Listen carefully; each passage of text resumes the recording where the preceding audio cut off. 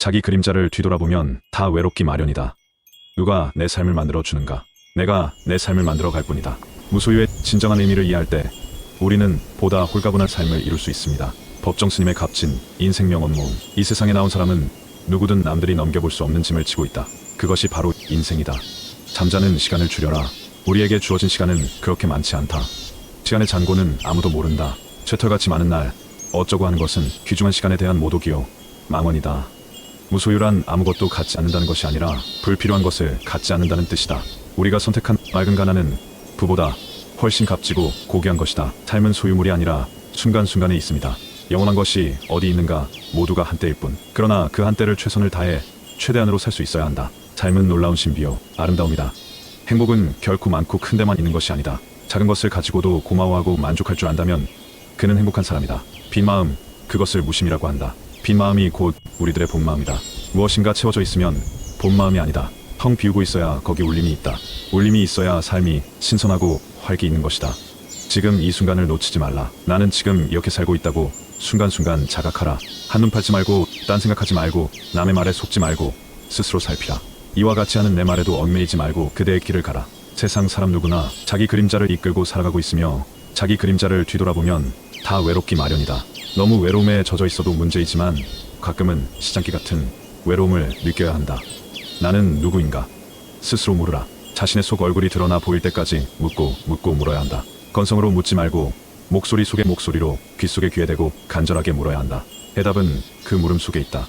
모든 것을 소유하고자 하는 사람은 어떤 것도 소유하지 않아야 한다. 모든 것이 되고자 하는 사람은 어떤 것도 되지 않아야 한다. 모든 것을 가지려면 어떤 것도 필요도 함없이 그것을 가져야 한다. 버렸더라도 버렸다는 관념에서조차 벗어나라. 선한 일을 했다고 해서 그 일에 묶여 있지 말라. 바람이 나뭇가지를 스치고 지나가듯 그렇게 지나가라.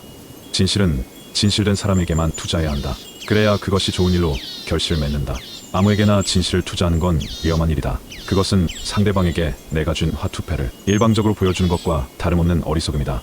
우리는 인연을 맺음으로써 도움을 받기도 하지만 그에 못지않게 피해도 많이 당하고 산다.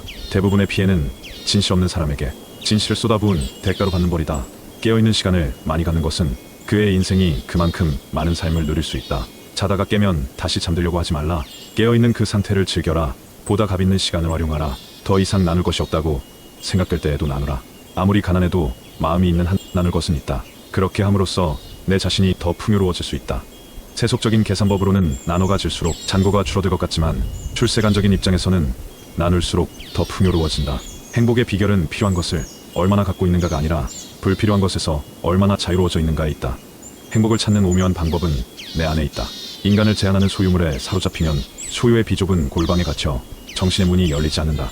작은 것과 적은 것에 만족할 줄 알아야 한다. 선택한 맑은 가난은 부보다 훨씬 값지고 고귀한 것이다. 이것은 소극적인 생활태도가 아니라 지혜로운 삶의 선택이다. 저마다 서 있는 자리에서 자기 자신답게 살라. 무엇이 되어야 하고 무엇을 이룰 것인가 스스로 물으면서 자신의 삶을 만들어 가지 않으면 안 된다. 누가 내 삶을 만들어 주는가?